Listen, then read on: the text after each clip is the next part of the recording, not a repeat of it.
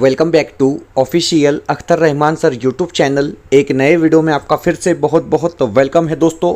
CTET 6 सितंबर 2026 विषय बाल मानस शास्त्रों व अध्यापन शास्त्रों पेपर 1 और पेपर 2 को लेकर चाइल्ड डेवलपमेंट एंड पेडागोजी के फिर से कुछ इंपॉर्टेंट और सिलेक्टेड क्वेश्चन आज के इस वीडियो में हम देखने वाले हैं दोस्तों। परीक्षा में सिर्फ 24 दिन का वक्त बचा है और जिस प्रकार के प्रश्न आपको 6 सितंबर या 6 सितंबर 2026 को पेपर 1 और पेपर 2 बाल मनोविज्ञान के सेक्शन में देखने के लिए मिलेंगे दोस्तों, बिल्कुल उसी प्रकार के प्रश्न आज आपको इस वीडियो में देखने के लिए मिलेंगे। तो चलिए वीडियो में आगे बढ़ते हैं। आगे बढ़ने से पहले अगर आप हमारे चैनल पर नए हो तो चैनल को सब्सक्राइब कीजिए, साथ ही साथ बेल नोटिफिकेशन को ऑन कीजिए ताकि आपको आने वाले वीडियोस के नोटिफिकेशन जो है वो आसानी से मिल पाए। और दोस्तों अगर आप हमसे जुड़ना चाहते हो तो डिस्क्रिप्शन में जाकर आपको हमारे टेलीग्राम और व्हाट्सएप चैनल को ज्वाइन कर लेना है, वहां से आपको तमाम अपडेट देखने के लिए मिलेंगी। साथ ही साथ अगर आप हमारे चैनल की मेंबरशिप हासिल करना चाहते हो तो सिंपली ज्वाइन बटन को ज्वाइन कर आप हमारे चैनल की मेंबरशिप हासिल कर सकते हैं। सीटेट 6 सितंबर 2026 पेपर 1 और पेपर 2 को लेकर आपको हमारे सभी लेक्चर बिल्कुल फ्री में देखने के लिए मिलेंगे। तो अभी ज्वाइन बटन को ज्वाइन कर आप हमारे चैनल की मेंबरशिप हासिल कर सकते हैं। हम बढ़ते हैं पहले प्रश्न की तरफ। वीडियो को लाइक कीजिए, चैनल पर नए हो दोस्तों तो चैनल को सब्सक्राइब कीजिए। प्रश्न पूछा गया है कि निम्नलिखित में से कौन सी बुद्धि लोगों को दूसरों के मनोभाव और भावनाओं को देखने, व्यक्त करने, समझने और नियंत्रित करने में मदद करती है। बिल्कुल सिंपल सा क्वेश्चन है दोस्तों, और मैं आपको पूछूंगा कि फेब 2026 में ये क्वेश्चन आपको परीक्षा में पूछा गया था, क्योंकि रिसेंटली जो परीक्षा हो रही है दोस्तों उसमें बहुत सिंपल क्वेश्चन आपको सीटेट की परीक्षा में देखने के लिए मिल रहे हैं। 4 विकल्प, 4 ऑप्शंस आपको यहां पर दिए गए हैं दोस्तों, और अंत वैयक्तिक बुद्धि यहां पर आपका क्या है, सही विकल्प होगा। पहला जो विकल्प यहां पर दिया गया है इस प्रश्न के संदर्भ में बिल्कुल सही विकल्प माना जाएगा। ऑप्शन 1 जो रहेगा दोस्तों वो यहां पर क्या है, आपका राइट विकल्प हो जाना है। चलिए क्वेश्चन नंबर 2। और अगर आप इस वीडियो को फेसबुक से वॉच कर रहे हैं दोस्तों, फेसबुक से देख रहे हैं, तो आप हमारे बाकी वीडियोस देखने के लिए यूट्यूब पर ऑफिशियल अख्तर रहमान सर्च करेंगे, वहां पर आपको प्लेलिस्ट मिलेंगी दोस्तों, वहां से आप हमारे बाकी की वीडियोस भी देख सकते हैं। प्रश्न पूछा गया है कि एक बच्चे का पहला अनुभव और साथ ही लड़की या लड़का होने का मतलब क्या है, कि अपेक्षा किससे की जाती है। देखिए दोस्तों बिल्कुल लॉजिकली प्रश्न है, क्योंकि सीटेट में जिस प्रकार से रिसेंटली प्रश्न पूछे गए हैं उसी प्रकार के प्रश्न आपके सामने यहां पर रखे जा रहे। 4 विकल्प आपको दिए गए हैं सर, मीडिया, रिश्तेदार, पड़ोस या फिर परिवार। तो देखिए यहां पर जो सही विकल्प होगा वो ऑप्शन डी परिवार रहेगा। ऑप्शन डी जो रहेगा वो आपका यहां पर क्या है, सही विकल्प होगा, क्योंकि व्याख्या अगर आप देखेंगे तो बताया गया है कि एक बच्चे का पहला अनुभव, फर्स्ट एक्सपीरियंस, और लड़की या लड़का होने का अर्थ क्या है। इसकी शुरुआत अपेक्षाएं सबसे पहले परिवार से आती है। परिवार ही बच्चे के समाजीकरण का प्राथमिक माध्यम होता है। आपका जो डी विकल्प दिया गया है, ऑप्शन जो डी दिया गया है वो इस प्रश्न के संदर्भ में बिल्कुल सही विकल्प होगा। चलिए प्रश्न नंबर 3 की तरफ बढ़ते हैं। सर क्वेश्चन नंबर 3 पूछा गया है कि रचनात्मक मूल्यांकन की एक आवश्यक विशेषता है। अब देखिए सीधे सीधे तौर पर यहां पर प्रश्न बनता है कि रचनात्मक मूल्यांकन की आवश्यक विशेषता क्या है। ओके, इस प्रकार का प्रश्न आपको पूछा गया है। 4 विकल्प आपको दिए गए। तो देखिए सर यहां पर बताया गया कि शिक्षार्थियों को सापेक्ष पद और श्रेणियां प्रदान करना। तो देखिए श्रेणियां प्रदान करना ये नेगेटिव टैग वर्ड होता है सीटेट में। वर्ष में अंत में परीक्षा और परीक्षण और परीक्षा ये भी यहां पर क्या है दोस्तों, नेगेटिव हो जाएगा। आपका विकल्प 3 सही रहेगा कि शिक्षार्थियों के लिए मूल्यांकन मानदंड का स्पष्टीकरण। आपका जो विकल्प सी दिया गया है, ऑप्शन जो सी दिया गया है वो इस प्रश्न के संदर्भ में राइट विकल्प होगा, क्योंकि बताया गया है कि इस प्रक्रिया में विद्यार्थियों को पहले से स्पष्ट रूप से यह बताया जाता है कि उनसे क्या अपेक्षाएं और उनके काम का आकलन किस आधार पर किया जाएगा, जिससे वे अपनी कमियों को सुधार सके। मतलब विकल्प जो सी रहेगा, ऑप्शन जो सी दिया गया है वो इस प्रश्न के संदर्भ में बिल्कुल सही विकल्प होगा दोस्तों। चलिए लेखन वैकल्य को लेकर प्रश्न पूछा गया है। अगर आप इसको इंग्लिश में कहेंगे दोस्तों तो डिस्ग्राफिया, क्योंकि हिंदी में हमको थोड़ा कठिन होता है लेकिन इंग्लिश में हम इसको आसानी से समझ सकते हैं। लेखन वैकल्य क्या है, तो देखिए यहां पर कहा गया है कि लिखने से जो विकार होता है या लिखने में जो विकार होता है वो कहीं पर ऑप्शन में दिया नहीं गया है, लेकिन अगर ऑप्शन में डिस्ग्राफिया के संबंध में कोई ऑप्शन नहीं दिया गया है तो इसको हम अधिगमात्मक अक्षमता कहेंगे, लर्निंग डिसेबिलिटी इसको हम कहेंगे। विकल्प जो डी रहेगा सर, ऑप्शन जो डी रहेगा वो यहां पर क्या है आपका सही विकल्प होगा। ऑप्शन डी जो रहेगा यहां पर वो राइट विकल्प माना जाएगा। चलिए प्रश्न नंबर 5 सर, क्वेश्चन नंबर 5 पूछा गया है कि एक शिक्षक को कक्षाओं में प्रतिभाशाली बच्चों की डैश डैश जरूरतों को ध्यान में रखना चाहिए। अब देखिए आपकी कक्षा में प्रतिभाशाली बच्चे हैं, एज ए टीचर आपको कौन सी चीज़ों को यहाँ पर क्या है ध्यान में रखना है। तो देखिए 4 विकल्प आपकी स्क्रीन पर दिए गए हैं। आपको संज्ञानात्मक, सामाजिक और भावनात्मक तीनों पहलुओं को ध्यान में रखना है। मतलब आपका जो विकल्प डी है, ऑप्शन जो डी दिया गया है सर, वो बिल्कुल सही विकल्प होगा। दोस्तों मैं आपको बता रहा हूं कि इसी प्रकार के प्रश्न जो है परीक्षा में रिसेंटली पूछे जा रहे हैं, क्योंकि यहां पर बहुत ज्यादा इंपॉर्टेंट वीडियो आप लोगों के लिए लाई गई है, क्योंकि परीक्षा में सिर्फ 23 से 24 दिन का वक्त बचा है और जिस प्रकार के प्रश्न आपको डायरेक्ट परीक्षा में देखने के लिए मिलेंगे उसी प्रकार के प्रश्नों का समावेश हमने आज के इस वीडियो में किया है। तो वीडियो को प्लीज लाइक जरूर करेंगे और चैनल पर अगर आप पहली बार है दोस्तों तो चैनल को सब्सक्राइब करेंगे, वीडियो को लाइक करेंगे और चैनल को सब्सक्राइब करेंगे। सर प्रश्न नंबर 6 देखिए, क्वेश्चन नंबर 6 आपकी स्क्रीन पर है कि समावेशी व्यवस्था में पढ़ाते समय यह महत्वपूर्ण है कि शिक्षक, अब देखिए प्रश्न मैं आपको बता रहा हूं इसी प्रकार से पूछे जाते हैं, आपको समझना है, आपको क्वेश्चन को सबसे पहले समझना है। अब 4 विकल्प है दोस्तों, चारों विकल्प में चर्चा करेंगे तो बहुत ज्यादा समय लग जाएगा। हम सीधे सीधे आंसर की तरफ आते हैं कि देखिए अपने स्वयं के अंतर्निहित और पूर्वकल्पित पूर्वाग्रह की लगातार जांच करते रहे।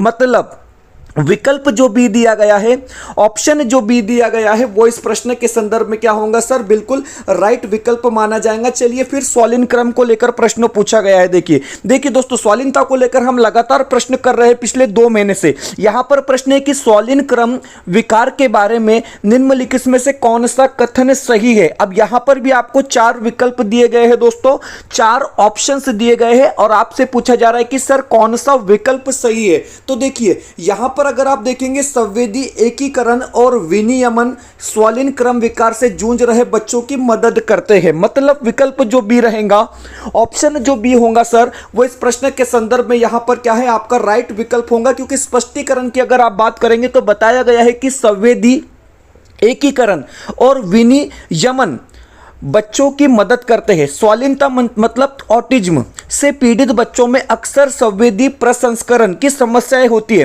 वे रोशनी, आवाज या स्पर्श जैसी चीजों के प्रति या तो बहुत अधिक संवेदनशील होते हैं या बहुत कम संवेदी एकीकरण तकनीक उन्हें इन इनपुट्स को सही करने के समझने, शांत रहने और ध्यान केंद्रित करने में मदद करती है। विकल्प जो बी दिया गया है, ऑप्शन जो बी दिया गया है वही इस प्रश्न का क्या होगा सर, तो बिल्कुल सही विकल्प होगा। चलिए प्रश्न नंबर 8 की तरफ आते हैं।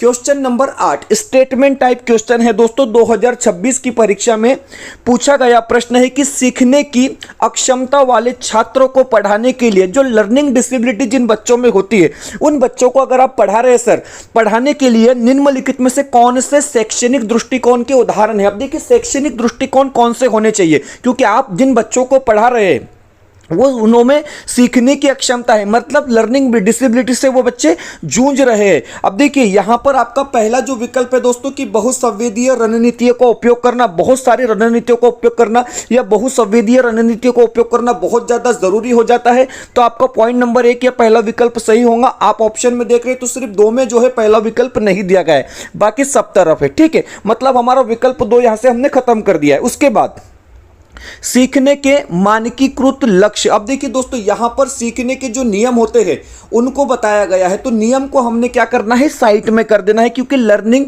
अक्षमता वाले बच्चे हैं, सीखने की अक्षमता वाले बच्चे हैं। मतलब दूसरा विकल्प जो होगा वो नेगेटिव वे में जाएगा। अब आप क्या करेंगे, ऑप्शन में से जहां जहां आपको विकल्प 2 दिख रहा है उसको हटा देना है। देखिए फर्स्ट ऑप्शन में दिख रहा है, इसको हमने हटा दिया, और फोर्थ ऑप्शन में भी दिख रहा है, सीधे हमको जवाब मिल गया। यह स्मार्ट तरीका होता है जवाब निकालने का। मतलब आपको देखना भी नहीं है, क्योंकि यहां पर आपका 3 और 4 दोनों क्या हो गया, सही हो गया। मतलब विकल्प जो सी रहेगा, ऑप्शन जो सी रहेगा सर, वो इस प्रश्न के संदर्भ में क्या है, राइट विकल्प हो जाएगा। चलिए स्पष्टीकरण देख लेंगे। चलिए हमने कहा कि ऑप्शन 2 गलत बताया गया है कि देखिए सीखने के मानकीकृत लक्ष्य, यह दृष्टिकोण गलत है। मानकीकृत लक्ष्य सभी बच्चों के लिए एक समान होते हैं और व्यक्तिगत भिन्नताओं को नजरअंदाज करते हैं। ओके, अक्षमता वाले छात्रों को उनकी गति और क्षमता के अनुसार व्यक्तिगत लक्ष्य की आवश्यकता होती है, यह बात भी आप याद रखेंगे। मतलब विकल्प जो सी रहेगा, ऑप्शन जो सी रहेगा वो यहां पर क्या है सर, सही विकल्प होगा। प्रश्न 9 पूछा गया कि गणित में अपने खराब अंकों के बारे में बात करते हुए अवि कहता है मुझे अंकों की समझ नहीं है। अवि अपने प्रदर्शन का कारण किसको ठहरा रहा है? तो देखिए कोशिश की कमी है या फिर योग्यता का अभाव है। तो देखिए सर अभी में यहां पर क्या है, योग्यता का अभाव है। मतलब आपका विकल्प जो सी रहेगा, ऑप्शन जो सी रहेगा सर वो यहां पर क्या है, राइट विकल्प होगा। ऑप्शन सी आपका यहां पर क्या है, सही विकल्प माना जाएगा। चलिए, इस प्रकार के प्रश्न आपको बहुत ज्यादा तंग करते हैं दोस्तों, लेकिन स्मार्ट तरीके से आपने क्या है इस प्रकार के क्वेश्चन को सॉल्व करना है और मैक्सिमम ये आपको सीडीपी में और परिसर अभ्यास में देखने के लिए मिलेंगे। चलिए, प्रश्न क्या पूछा गया है? प्रश्न है कि अभिकथन दिया गया है, ए दिया गया है कि शिक्षकों को कक्षा में प्रभावी संज्ञान सुनिश्चित करने के लिए बच्चों को संवेगात्मक सहारा देना चाहिए। बिल्कुल देना चाहिए। आपका पहला विकल्प सही हो गया, आपका ऑप्शन 1 अभिकथन सही हो गया। कारण बताया गया है कि संवेग व संज्ञान एक दूसरे से जटिल रूप से संबंधित है, 100% संबंधित है और व्याख्या भी यहां पर क्या है, 100% सही हो रही है। तो देखिए सर यहां पर जो विकल्प डी बताया गया है कि ए और आर दोनों सही है और ए की आर सही व्याख्या भी करता है, आपका सही विकल्प रहेगा। दोस्तों वीडियो में आगे बढ़ने से पहले अगर आप हमारे चैनल पर नए हो तो चैनल को सब्सक्राइब कीजिए, साथ ही साथ बेल नोटिफिकेशन को ऑन कीजिए ताकि आपको आने वाले वीडियोस के नोटिफिकेशन जो है वो आसानी से मिल पाए। और दोस्तों अगर आप हमसे जुड़ना चाहते हो तो डिस्क्रिप्शन में जाकर आपको हमारे टेलीग्राम और व्हाट्सएप चैनल को ज्वाइन कर लेना है, जहां से आपको तमाम अपडेट देखने के लिए मिलेंगी। साथ ही साथ अगर आप हमारे चैनल की मेंबरशिप हासिल करना चाहते हो तो सिंपली ज्वाइन बटन को ज्वाइन कर आप हमारे चैनल की मेंबरशिप हासिल कर सकते हैं। सीटेट 6 सितंबर 2026 के लिए आपको हमारे सभी लाइव प्लस रिकॉर्डेड लेक्चर बिल्कुल फ्री में देखने के लिए मिलेंगे। तो अभी ज्वाइन बटन को ज्वाइन कर आप हमारे चैनल की मेंबरशिप हासिल कर सकते हैं। वीडियो को प्लीज लाइक कर लेंगे दोस्तों, और चैनल पर नए हो तो चैनल को सब्सक्राइब करेंगे। चलिए प्रश्न नंबर 11 की तरफ आते हैं। सर प्रश्न नंबर 11 पूछा गया है कि निम्नलिखित में से अवधारणा के निरूपण का कौन सा क्रम बच्चों की संज्ञानात्मक क्षमताओं को उत्तरोत्तर विकास के अनुसार है? अब देखिए यहां पर अवधारणा का क्रम दिखाया गया है दोस्तों। संज्ञानात्मक क्षमताओं के हिसाब से हमको जो है अवधारणाओं का सही क्रम यहां पर लगाना है। 4 विकल्प आपको दिए गए हैं और सर सही विकल्प की अगर आप बात करेंगे तो देखिए क्रिया आधारित, छवि आधारित और संकेत आधारित। मतलब विकल्प जो डी दिया गया है, ऑप्शन जो डी दिया गया है वो सही होगा दोस्तों। जोरम ब्रूनर के संदर्भ में यह प्रश्न यहां पर पूछा गया था, क्योंकि स्पष्टीकरण में हमने बता रखा है कि यह क्रम प्रसिद्ध मनोवैज्ञानिक जोरम ब्रूनर के संज्ञानात्मक विकास के सिद्धांतों पर आधारित है।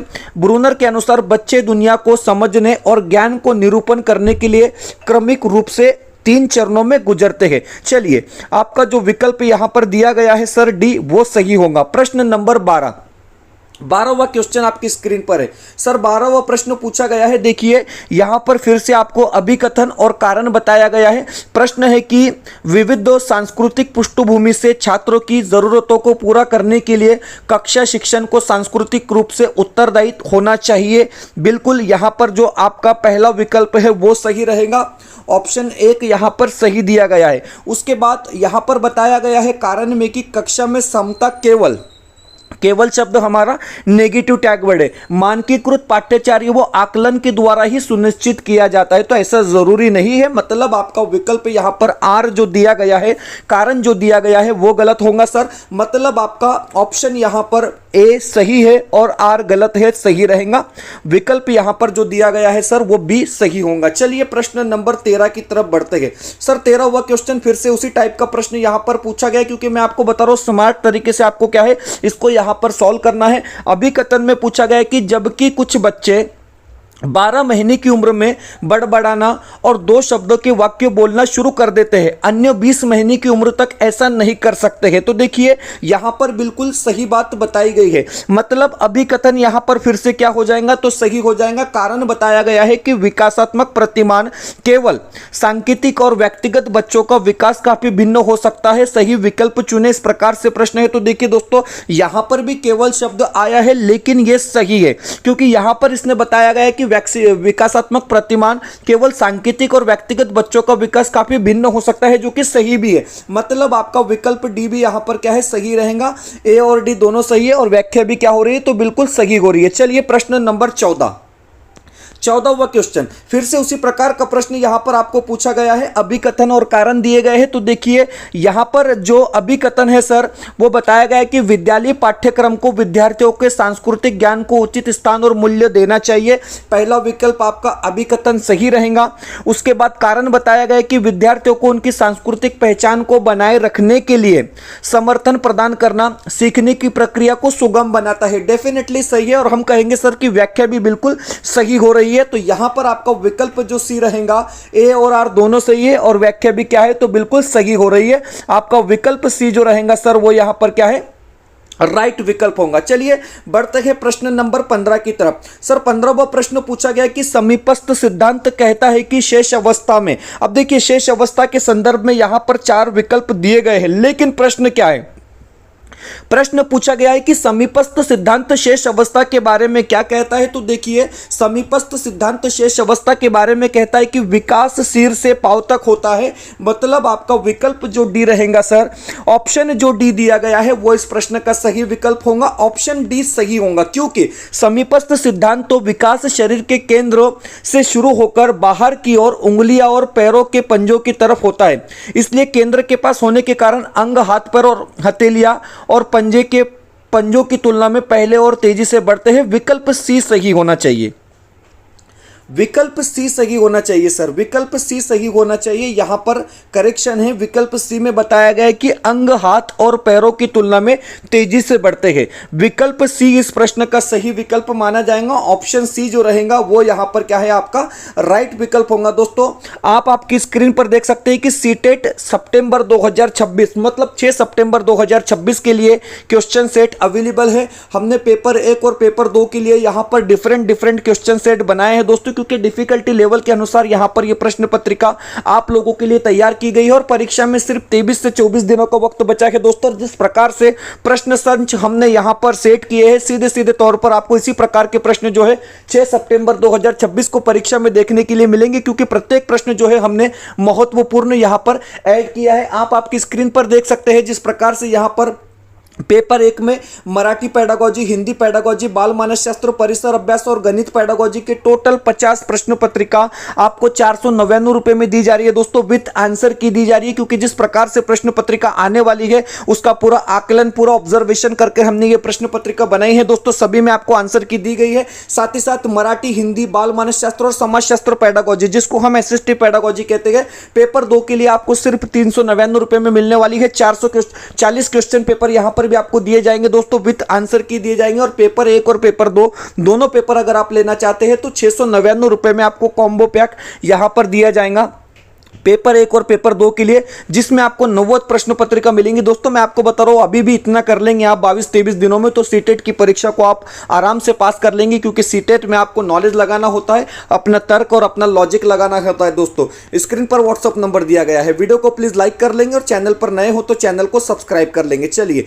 जीन पियाजे का मानना था कि ज्ञान, अब देखिए ज्ञान के संदर्भ में यहां पर जीन पियाजे के संदर्भ में प्रश्न पूछा गया है। जीन पियाजे का मानना था कि ज्ञान क्या है, तो देखिए पर्यावरण से निष्क्रिय रूप से पारित होने के बजाय बच्चे द्वारा निर्मित है। आपका विकल्प डी जो रहेगा वो पियाजे के संदर्भ में यहां पर क्या है, सही विकल्प माना जाएगा। क्योंकि रचनावाद, जीन पियाजे के प्रसिद्ध रचनावादी मनोवैज्ञानिक थे, उनका मानना था कि बच्चे अपने ज्ञान को सक्रिय निर्माता होते हैं, सक्रिय अन्वेषक। बच्चों ने पियाजे ने बच्चों को नन्हे वैज्ञानिक कहा है जो केवल निष्क्रिय रूप से पर्यावरण से जानकारी को ग्रहण नहीं करते जैसा कि व्यवहारवादी मानते हैं, कि बल्कि अपने आसपास की दुनिया को तलाश और अपने अनुभवों के माध्यम से ज्ञान का स्वयं निर्माण करते हैं। चलिए प्रश्न नंबर 17 की तरफ बढ़ते हैं। सर 17वां क्वेश्चन स्क्रीन पर है। 17वां प्रश्न पूछा गया है कि जीन पियाजे के अनुसार प्रतीकों के लिए प्रतीकों का उपयोग करने की क्षमता, जैसे कि अक्षर x को किसी अज्ञात अंक के लिए रखना, जैसे कि गणित में हम रखते भी डैश डैश के दौरान विकसित होता है और बच्चों को डैश डैश सीखने में सक्षम बनाता है। इस प्रकार का प्रश्न है। प्रश्न को सबसे पहले समझ लेना है, बिल्कुल लॉजिकली प्रश्न पूछा गया है। ऑप्शन जो यहां पर बी दिया गया है, विकल्प जो बी दिया गया है कि औपचारिक सक्रियात्मक चरण, बीज गणित और कलन हमारा यहां पर क्या है, सही विकल्प होगा। ऑप्शन बी जो रहेगा इस प्रश्न के संदर्भ में वो राइट विकल्प होगा, क्योंकि जीन पियाजे के अनुसार यह संज्ञानात्मक विकास की चौथी और अंतिम व्यवस्था 11-12 वर्ष से वयस्कता तक होती है। इस अवस्था में बच्चे अमूर्त चिंतन, एब्स्ट्रैक्ट थिंकिंग और काल्पनिक परिस्थितियों पर तर्क करने में सक्षम हो जाते हैं। प्रतीकों के लिए प्रतीक, जहां दूसरी अवस्था पूर्व संक्रियात्मक में बच्चा किसी वास्तविक वस्तु के लिए प्रतीक, जैसे सेब के चित्रों के लिए शब्द सेब का उपयोग सीखता है, वही चौथी अवस्था में वह प्रतीकों के लिए भी अमूर्त प्रतीकों का उपयोग करना लगता है। उदाहरण के लिए किसी अज्ञात संख्या जो खुद को संख्यात्मक प्रतीक को दर्शाने के लिए वर्णमाला के अक्षरों में कोई x मानता है। तो इस प्रकार से यहां पर क्या है, स्पष्टीकरण भी दिया गया है। चलिए बढ़ते हैं नेक्स्ट प्रश्न की तरफ। प्रश्न नंबर 18। सर 18वां प्रश्न है कि यहां पर पूछा गया है कि अभिकथन और कारण। तो देखिए अभिकथन दिया गया है कि वास्तविक जीवन की समस्या और ठोस अनुभवों से सीखने से बच्चे को सीखने और जानकारी प्राप्त करने के लिए कई रास्ते मिलते हैं। सही है। विकास अपेक्षाकृत व्यवस्थित और अनुक्रमिक होता है। इस प्रकार से यहां पर क्या है, दो विकल्प दिए गए हैं दोस्तों। तो देखिए यहां पर आपका विकल्प एक सही रहेगा कि ए और आर दोनों सही है लेकिन व्याख्या नहीं हो रही है। ए और आर दोनों सही है लेकिन व्याख्या नहीं हो रही है। व्याख्या क्यों नहीं हो रही है, तो देखिए आप यहां पर बताया गया कि यद्यपि दोनों कथन स्वतंत्र रूप से सही है लेकिन कारण आर इस बात का स्पष्टीकरण नहीं देता कि वास्तविक जीवन के अनुभव बच्चों को सीखने में मदद करते हैं। चलिए प्रश्न नंबर 19। सर 19वां क्वेश्चन आपकी स्क्रीन पर है। 19वां प्रश्न पूछा गया कि एक प्राथमिक विद्यालय का शिक्षक छात्र को शैक्षणिक आत्मा अवधारणा के विकास को ढूंढता से प्रभावित कर सकता है। 4 विकल्प आपको दिए गए हैं। ऑप्शन बी सही रहेगा, छात्रों में स्वायत्ता और पहले को पुरस्कृत कर मतलब आपका विकल्प जो बी दिया गया है, ऑप्शन जो बी दिया गया है वो यहां पर क्या है, राइट विकल्प होगा। 20वां प्रश्न है कि सुजाता नृत्य प्रतियोगिता में उत्सुकता से केवल इसलिए भाग लेती है क्योंकि वह नगद का प्रथम पुरस्कार जीतने में रुचि रखती है। देखिए सुजाता नाम की बच्ची है, वो डांस कॉम्पिटिशन में सिर्फ इसलिए हिस्सा लेती है कि उसको नगद पुरस्कार जीतना है। यह कौन सी अभिप्रेरणा है, तो देखिए इसको हम बाह्य अभिप्रेरणा कहेंगे। मतलब आपका जो पहला विकल्प है ऑप्शन जो 1 दिया गया है सर वो यहां पर क्या है, सही आंसर होगा। तो देखिए दोस्तों इस प्रकार से हमने सीटेट 6 सितंबर 2026 के लिए आज के इस वीडियो में बाल मानस शास्त्र व अध्यापन शास्त्र पेपर 1 और पेपर 2 के लिए बहुत ज़्यादा इंपॉर्टेंट क्वेश्चन देखे दोस्तों, क्योंकि 6 सितंबर को आपको इसी प्रकार के प्रश्न परीक्षा में देखने के लिए मिलेंगे। और अगर आप स्क्रीन पर देख रहे हैं तो यहाँ पर नोट्स अवेलेबल हैं। पेपर 1 और पेपर 2 के लिए हमने यहाँ पर नोट्स अवेलेबल किए हैं दोस्तों। आप देख सकते हैं कि यहाँ पर हिंदी, मराठी, बाल मानस शास्त्र, परिसर अभ्यास और गणित के नोट्स आपको पेपर 1 के लिए देखने के लिए मिलेंगे 499 रुपये में। पेपर 2 में हिंदी, मराठी, बाल मानस शास्त्र और समाज शास्त्र 399 रुपये में। अगर आप कॉम्बो पैक लेना चाहते हैं दोस्तों पेपर 1 और पेपर 2 के नोट्स का, तो 599 रुपये में आपको दोनों पेपर के लिए नोट्स यहाँ पर मिल जाएंगे। आप इसको जेरोक्स कर पढ़ सकते हैं। हमने ऑलरेडी फरवरी 2026 में इसको यूज़ किया है दोस्तों, और बहुत ज़्यादा उत्कृष्ट हमारा निकाल फरवरी 2026 की सीटेट की परीक्षा में रहा है। तो व्हाट्सअप नंबर आपको आपकी स्क्रीन पर दिया गया है सर, इस नंबर पे कांटेक्ट कर आप क्या है इसको परचेस कर सकते हैं। फिलहाल वीडियो में इतना ही, मिलते हैं नए वीडियो में बेहतर अपडेट के साथ।